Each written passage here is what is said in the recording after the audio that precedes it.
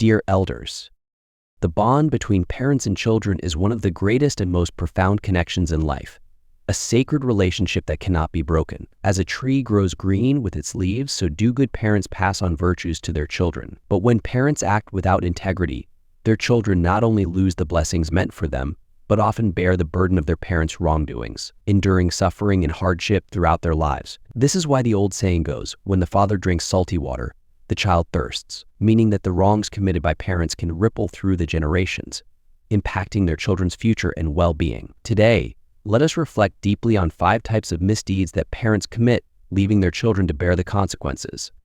1. The first is infidelity and betrayal within marriage. Marriage is a sacred bond formed by fate, a destiny that brings 2 souls together. Through this union, they weather life's storms, build a home, and raise children together. However, when one spouse betrays the other, the consequences are devastating. In Buddhist philosophy, infidelity is considered one of the gravest sins because of the harm it causes not only to the spouse but to the children and family. It damages trust, destroys relationships, and leads to a lifetime of loneliness and suffering for all involved. Betraying your partner not only creates personal misery but plants seeds of sorrow in your children's lives, leaving them to inherit the emotional burden and pain. They may grow up feeling isolated, rejected, and disconnected from the very essence of family love.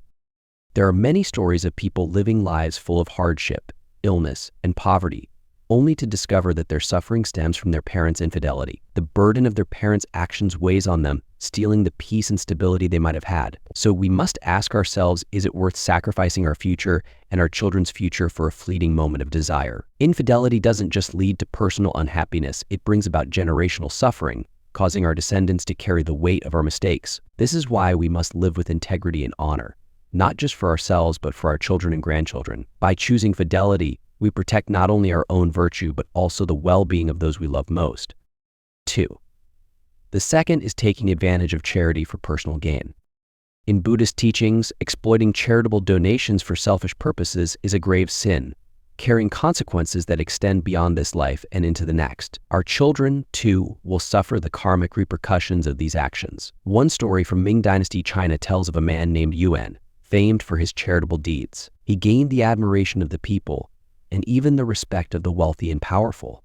One day, a merchant, hearing of Yuan's reputation, journeyed to meet him and offer a donation. The merchant stopped at a small temple on the way, where the abbot warned him not to be deceived by appearances. That night, the merchant had a vivid dream of Yuan being punished in the afterlife, submerged in boiling oil as punishment for using charitable funds for his own luxury. Horrified, the merchant realized that Yuan's reputation was false, built on deception. This story serves as a powerful reminder charity must come from the heart, with pure intentions. When we give, we must do so with sincerity, not for personal gain or recognition. Otherwise, our actions will bring suffering, not only to ourselves but to our children. The consequences of selfish actions, even under the guise of charity, are profound and far-reaching. Let us be mindful in our deeds, knowing that our choices today shape not only our lives but the lives of generations to come. Dear elders, as we reflect on these stories, let us strive to live with compassion, integrity, and wisdom. By doing so, we can protect our children and grandchildren from the burden of our mistakes, ensuring that they inherit not pain, but peace and happiness. In the teachings of Buddhism, all living beings are subject to the law of cause and effect. Every thought, word, and deed we engage in shapes the destiny that both we and our descendants will face in the future. As seen in the previous story about Mr. Yuan, who exploited charitable donations for his own gain, this corresponds to several grave sins: greed for others' wealth, misuse of resources meant for the needy, and deception. Such behavior is, at its core, an act of theft. These individuals claim they are performing acts of charity, yet in reality, they are enriching themselves. This unvirtuous behavior inevitably leads to karmic retribution not only for the wrongdoer but for their children, who may suffer throughout their lives due to the actions of their parents. 3. The third misdeed is embezzlement and corruption. Many of us believe that accumulating wealth and material possessions is the key to happiness, and when given power, some individuals use that influence to gather riches for themselves. However, wealth obtained through unlawful means rarely lasts. With an abundance of ill-gotten money comes indulgence, reckless behavior, and moral decay, leading to personal and familial suffering. According to Buddhist principles, wealth gained through corruption is fleeting. It slips through our fingers just as quickly as it arrives. And more than that, it brings with it severe consequences: disobedient children, broken family relationships, and unexpected tragedies. One personal story highlights the impact of such actions. A woman successful in her career and about to be promoted to a high-ranking position found her personal life in shambles. Despite financial success, her husband had abandoned their family, claiming that life with her was like living in hell. Reflecting on her situation, she questioned whether her family's downfall was the result of her father's embezzlement from the government years before. She had wealth and status, but happiness and peace had eluded her. Dear elders, in today's increasingly materialistic world, many are blinded by the allure of wealth, leading them to commit grievous sins such as embezzling public funds or misappropriating resources for personal gain. But in truth, money is meant to improve our lives, to bring peace and comfort to ourselves, our parents, and our children. Wealth should serve to create a stable, happy home where everyone has enough to eat and wear, and where love and harmony thrive. But for that to happen, the money we earn must be honest and justly gained. Otherwise, it may enter through the front door only to slip away through the back, leaving emptiness behind. When parents amass wealth through corrupt means, their children often grow up in luxury, accustomed to an easy life without understanding the value of hard work. They become lazy, entitled, and addicted to the pleasures of materialism. Over time, the very foundation of the family crumbles, leaving behind a legacy of suffering, poverty, and broken relationships. To ensure a life of peace and harmony, the Buddha teaches that each of us must earn our living through honest and diligent work. We must use our hands and minds to create a life of abundance and happiness for ourselves and our families, not by exploiting others or engaging in corrupt practices. Only then can we build a foundation of virtue that will benefit not only us but the generations that follow. 4. The fourth misdeed is being unfilial to one's parents. In the Sutra of Patience, the Buddha taught, "There is no greater virtue than filial piety, and no greater sin than being unfilial." Among all the wrongdoings, the Buddha emphasized that disrespecting one's parents is the heaviest sin. Children who fail in their duty to care for and honor their parents will inevitably suffer grave consequences. This, too, is a wrong that parents may commit, causing their children to carry the weight of their guilt. Never, under any circumstance, be unfilial toward the ones who gave you life. Remember, to mistreat your parents is to invite severe karma, and that karma will follow you and your descendants. The law of cause and effect is absolute. How you treat your parents today is how your children are likely to treat you tomorrow. Our parents are the living Buddhas in our lives. A mother endures the pain of pregnancy and the throes of childbirth to bring us into this world. A father toils under the sun, sacrifices his strength and peace of mind to provide for his family. Yet how often do we see children who feel ashamed of their parents' poverty, who grow impatient with their aging, and who dismiss them when they need care the most? There is no forgiveness for those who turn their backs on the ones who raised them. How can we expect to achieve success and happiness in our lives when we lack the basic humanity of respecting and caring for our parents? It is said, as the waves of the sea crash, one after another, so does the behavior of one generation influence the next. We must be grateful to our parents, treating them with love and respect, so that our children may learn from our example and become kind, thoughtful, and worthy members of society. 5. The fifth misdeed is failing to do good. Those who lack compassion and fail to extend kindness to others will find themselves distanced from positive relationships and afflicted by misfortune. When you see someone in need, reach out to help. If you turn away in indifference, the consequences will surely follow. Parents who wish for a blessed life for themselves and their children must make it a habit to perform acts of goodness, driven by a genuine heart of compassion. There is a story of a professor and his wife, both in their 50s, with 3 beautiful daughters, aged 25, 23, and 23. Despite their beauty and grace, none of the daughters had found a life partner, causing their parents much distress. Young men, initially attracted to them, quickly lost interest upon discovering that none of the sisters could speak. Once, the professor parked his car near a temple before attending a banquet. As soon as he stepped out, a group of street children approached, begging for money. He detested beggars, and not only refused to give them alms but also discouraged others from doing so, believing it would foster laziness. The children left, and when the banquet was over, the professor returned to find a deep scratch along the side of his new car. Furious, he accused the street children, slapped them, and demanded to know who was responsible. One of the older boys pointed toward a ragged child standing alone in the distance. The professor, consumed with anger, marched over and dragged the boy to his car, striking him twice across the face. However, the boy was mute, and though his eyes pleaded for mercy, the professor, unable to understand, kicked him in the chest in his rage. Bystanders intervened, and the boy was taken away, terrified and injured. Later, the boy sought refuge in the temple, where he fell ill and eventually became disabled. It was later discovered that the boy had not scratched the car at all, and that the professor's assault was unjust. That same year, the professor's wife gave birth to a baby girl. By the age of 2, the child was still unable to speak. Then came a second daughter, and by age 3, she too was silent. Finally, their third daughter was born mute. A wise monk once said, "If you don't want others to know your wrongdoings, don't commit them in the first place." His parting words to the professor were a reminder only through acts of kindness can one atone for past sins. Life is short, and it is essential to use your time and compassionate heart to help those less fortunate. Only when parents practice kindness can their children enjoy true happiness, and only then, in times of hardship, will others be there to lend a helping hand. Dear elders, kind parents pass on virtues to their children. The Buddha's teachings have been true for thousands of years, and they remind us that the fate of our children, whether they live in hardship or prosperity, whether they experience long life or a shortened one, rests in the virtues we cultivate and pass on. A family that is generous and compassionate raises children who are generous and compassionate. These children, with hearts full of kindness, sow the seeds of good karma, and the universe responds with blessings in return. In the end, a parent's greatest legacy is not wealth or status, but their moral character, which serves as the ultimate protection for their children. If you find these stories inspiring and they motivate you to take action, please comment 9. If not, comment 0. Your feedback means a lot to us. Thank you for your valuable time. Part 2. Wise elderly people avoid spending money in 3 forbidden areas. Ladies and gentlemen, not only can spending money in these forbidden areas deplete your finances, but it can also lead to unnecessary troubles. As the writer Oscar once said, "When I was young, I thought money was the most important thing in the world. Now that I'm old, I realize it is exactly that. Human life is truly inseparable from money. Moreover, earning money is like building a tower with sand, while spending money is like water flowing into the sea. If you don't know how to manage your finances, even if you have a fortune as vast as a mountain of gold, it will quickly diminish. In old age, we may rely on our children to care for us, but can they afford it? Will they be filial?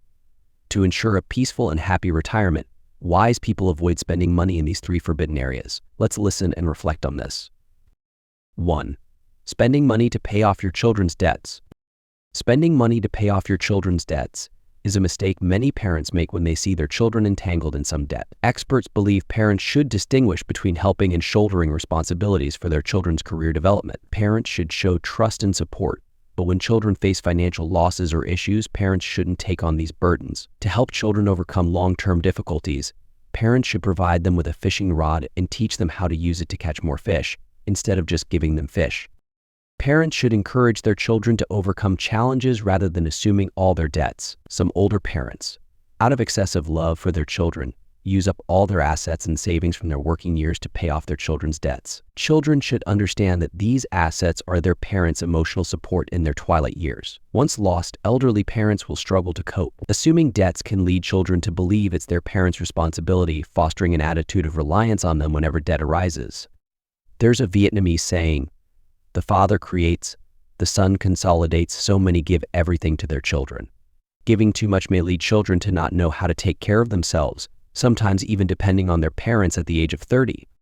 In today's world, a significant number of retirees continue to work. They work tirelessly to earn extra income to support their children. Some parents, after retiring, not only have to take on odd jobs, but also are tasked with all household chores. They even care for their children's families. Life after retirement becomes much more exhausting. It's utterly unreasonable to exploit the elderly's labor after retirement. For the elderly, it's not about how much extra money they can earn to support their children, nor about helping with daily household chores. The important thing is to take good care of their health, because once it's lost, they become a burden to their children. Instead of spending time on activities that exhaust the body, older adults should exercise and care for their well-being. Once health deteriorates, no amount of money earned will be enough to cover medical expenses. As our bodies weaken, it doesn't mean we can't be happy. With a well-planned retirement, we can still enjoy a peaceful old age. Moreover, if you give too much to your children without ensuring your own security, you'll become a burden to them in old age, especially during illness. Give moderately, and importantly, give your children the ability to become independent. I don't give everything save a portion to care for yourself in your later years, so your children and grandchildren aren't burdened. Remember, money is the power of the elderly. 2. Spending on unnecessary things. Wise people know that money will quickly run out if you don't have a savings plan, instead spend on unnecessary items, indulge in luxury expenses, or borrow now and pay later. In your later years, the best thing to do is to learn how to save. For example, you might buy a bicycle for exercise, but because of a lack of perseverance, you end up abandoning it after a few uses. Therefore, before purchasing anything, think carefully about whether you truly need it, and if you're committed to using it regularly. Without a proper spending plan, you might easily overspend. In your later years, expenses can mount while income dwindles, since the main source of income is usually a pension. Only by changing your mindset from reckless spending to appreciating what you already have can you enjoy a peaceful old age with your savings. 3. Spending money on uncertain ventures. In the second half of your life, you should stabilize yourself and spend more time on personal well-being. It's okay if you're not extremely successful, as long as you live a simple life and appreciate what you have. When it comes to big business deals or lucrative opportunities, take your time to make decisions. At the age of 50, it's essential to understand every detail before taking action. If you feel unsure, it's best not to proceed. In reality, we only become reluctant to spend money when we start to lose it. Money is just numbers, and by itself, it doesn't hold any value. It only becomes valuable when it serves human needs. Instead of spending money on the things mentioned earlier, consider investing in yourself. Spending money to gain knowledge is the best choice, as it's a safe investment that often yields returns. The money you spend on yourself can be recouped in various ways, such as through the knowledge you gain, securing a stable job, or simply enhancing your personal value positively. In today's modern world, investing in yourself provides long-term benefits regardless of your age. Learning is a lifelong journey. When you spend on acquiring knowledge, you become rich in wisdom, character, experience, and wealth. In your final years, learn how to safeguard your well-being. Treat your assets as a tool for enjoying your later years. Elderly individuals should not pass their assets to their children before they pass away. Doing so would essentially give your children an easy life while putting yourself at a disadvantage. A wise person transfers their assets to their children when they're near the end of life. This approach prevents the risk of children squandering your assets and ensures you have the means to cover retirement expenses if your children are ungrateful. Even as our bodies grow weaker, we can still find happiness. By organizing your retirement life with a plan, you can enjoy a leisurely old age. Part 3. When you retire, never give such things to your children, especially after 70 years old. In an era where familial bonds are often tested by the pressures of modern life, the story of Mr. Bernie challenges our understanding of parental love and expectations. Imagine devoting your entire life to raising and supporting your children, only to find yourself feeling forgotten and unappreciated in your golden years. Mr. Bernie and his wife, once devoted parents who spared no effort or expense to give their sons the best possible start, now find themselves at a crossroads. Their tale is a poignant reminder that while parental love knows no bounds, it must sometimes confront the harsh realities of changing family dynamics. Dive into this compelling narrative to discover why Mr. Bernie chooses to safeguard his retirement savings, prioritizing independence over unconditional support, and what it means for retirees navigating similar emotional and financial dilemmas. However, there are exceptions. Mr. Bernie from our neighborhood is not like this. He and his wife were once civil servants, earning good salaries and saving a lot of money. Now, both are retired, and their combined retirement pensions add up to over $5,000. Despite this, they haven't given their children a single penny since retirement, which puzzles people. While other parents are eager to give their children money, they firmly refuse. What could they be thinking? Let's hear Mr. Bernie's story and understand the reasons behind this. Mr. Bernie says, "I'm 72 years old this year, retired for 12 years. My wife is 5 years younger than me and has also been retired for over a decade. We both worked in state-owned enterprises, so our combined monthly pensions exceed $5,000. With such retirement funds, we live comfortably, enjoying whatever we want and traveling as we please. We don't hold back on ourselves. After working hard for half our lives, retirement is a time to enjoy life. Despite our comfortable situation, we've never spent a penny on our children. Some might ask, with such high pensions, wouldn't we have some money left each month to support our children? After all, young people have it tough, and parents should help them. However, my wife and I prefer to keep the money for ourselves, even if it depreciates, rather than spend it on our children." He continues, "Our actions aren't heartless. We've observed our two sons' behavior, which has left us cold. My wife and I struggled in life and know how painful poverty is. When our lives improved after entering public service, we were very caring and loving towards our two sons. However, we had boundaries. We spared no expense for what they needed, but firmly refused to spend on what they didn't need. Perhaps due to my educational philosophy of being tactful and moderate, Both sons have always performed well since childhood. They excelled academically and were admitted to prestigious universities. They graduated, found employment in major cities, got married, and had children. Everything was smooth and stable. Many people admired us, saying we raised them well. Our sons became white-collar workers in big cities, achieving success in their careers. Mr. Bernie adds, although both sons were outstanding, my wife and I did a lot to help them build their families and careers. After our eldest son graduated from college, we arranged for him to work in a state-owned company recommended by someone we knew. When he got married, we paid the down payment for his new house, about $100,000 US. Later, when he bought a car, we sponsored $5,000. As for our younger son, his major in college was relatively unpopular, making it difficult for him to find a job after graduation, so we spent money to send him for further studies. He didn't secure a stable job until nearly 30. When he got married, he married a woman from another province, and we spent over $5,000 on his dowry. Moreover, we bought a house for both brothers, spending all the savings we had accumulated over half a lifetime. Mr. Bernie shares later they both had children, so my wife and I retired early to take care of them. My wife retired at 50 to care for our eldest grandson, and I retired at 60 to care for our youngest granddaughter. It wasn't until the two children started school that we could rest. We can be said to have given everything for our two sons, giving our all. We thought that with our selfless dedication, they would eventually take care of us, but in the end, there was no filial piety, only a desire to live off us. Generally, where there are old people, there's a home, and children should come home often to visit. But our sons are different. They rarely come home during festivals and seldom call. Our eldest son lives just 300 km away, only a 4-hour drive, yet he only comes home once a year, usually during the Chinese New Year. Each time he arrives empty-handed and leaves with gifts. I remember one year, Mr. Bernie recalls, while neighbors' children brought bags of goods and gifts for their parents, our eldest son was extremely stingy. He drove his SUV home but only brought 2 pieces of clothing for my wife and me, without any New Year gifts. While other children give red envelopes to their parents on New Year's Eve, our eldest son never did. Only the grandchildren were thoughtful enough to give us their red envelopes. Before the New Year was over, our eldest son would leave, clearing out the New Year goods we prepared for the family. That year I felt that our son and daughter-in-law were too much, so I said a few words to them. My son replied, "Anyway, you're both so old now, you can't eat so much, and it's a waste to leave things at home." Mr. Bernie continues, our younger son was even more excessive. When we bought a house for him, he asked for money to buy a car. When he asked for money, his tone was like that of a bandit. Directly saying, "Dad, I want to buy a car, quickly transfer $7,000 to me. Do it now." I felt very uncomfortable with this demanding attitude from my son. It made me feel like he thought he was the father and I was the son, so I refused. Although we could afford to give him $70,000, I didn't like my son asking for money like that, especially when he already had a car. Buying another one would be a waste. Mr.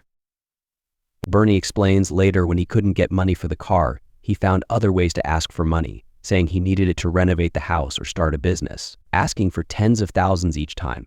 But I saw through his intentions and only gave him a little money each time. Unexpectedly, because I refused to give him money, my son began to treat us poorly, as if we had wronged him.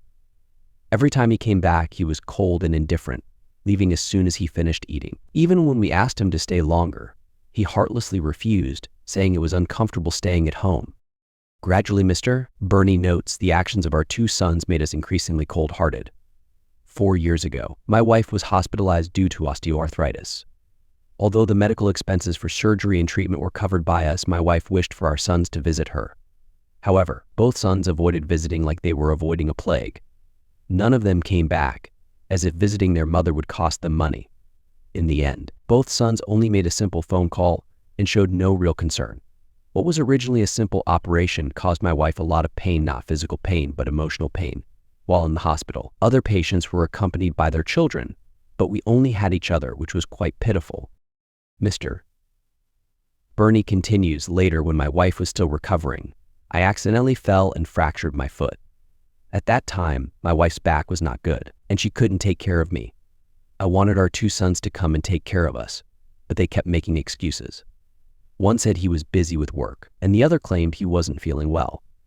Despite explaining the seriousness of my condition, they both said they couldn't come. Helpless, I spent money to hire a caregiver. However, during my recovery, I found out through my grandchildren that my eldest son had taken his family to the seaside for a vacation, and the younger son had gone hiking. Knowing all this made me feel more heartbroken than physical pain. After experiencing such things, Mr. Burney reflects, people ask if we still need to give our savings to our sons. That's why my wife and I gradually let go of our sons, no longer relying on them and no longer pinning our hopes for retirement on them. Because we are still alive and able to take care of ourselves if they treat us so heartlessly now. It would be worse if we couldn't take care of ourselves in the future. Therefore, we decided to firmly hold on to our money, not giving our sons a penny. Even in emergencies, we will reserve enough retirement funds for ourselves. If we can't take care of ourselves in old age, we won't rely on our sons, but will go to a nursing home together. Although a nursing home lacks the warmth of family and personalized care, I believe that buying services with money will be more comfortable and enjoyable than relying on our sons. Perhaps Mr. Burney's situation is rare, but it doesn't mean it doesn't exist. In today's society, human emotions are as thin as paper, and familial affection is not what it used to be. Especially now, young people pursue freedom and self-enjoyment, and it's rare to find someone completely filial to their parents. So when we grow old, we must hold on to our retirement savings tightly. If children are in trouble, we should help, but not too much. Everyone must experience the ups and downs of life, and children should face their own trials. What we can do is help them within our means when they are in trouble. If you find these stories inspiring and they motivate you to take action, please comment 9. If not, comment 0.